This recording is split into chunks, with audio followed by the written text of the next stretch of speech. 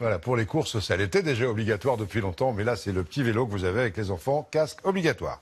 Vous savez que cette semaine est une semaine consacrée à la défense de la langue française, la langue et donc son écriture.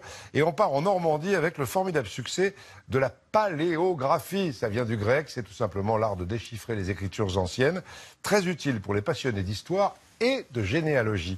À Alençon, dans l'Orne, Madjéné Sangaré, Xavier Toby.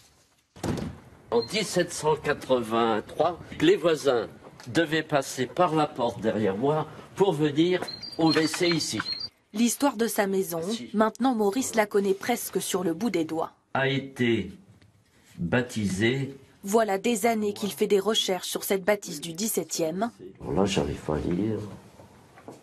Desgrands. Seul frein dans ses investigations, ces registres vieux de 400 ans, quelque peu difficiles à déchiffrer.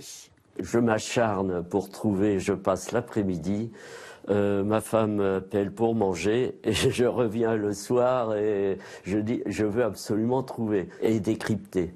Grâce à ce cours, Maurice peut enfin y voir plus clair. Oui, bonjour à tous.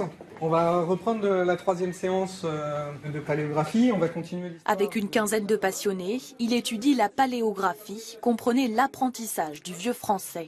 Monter sur un avec le N plongeant, un cheval rouge. Mais tu vois, c'est mis en haut, on dirait un N.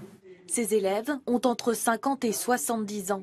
Pour retracer l'histoire de leur famille, de leur village, ils ont repris cartable et stylo. Je fais un petit peu de généalogie, donc on trouve des actes qui ont besoin d'être lus, quoi, plus ou moins. Donc je pensais que ça allait m'aider, ça m'aide.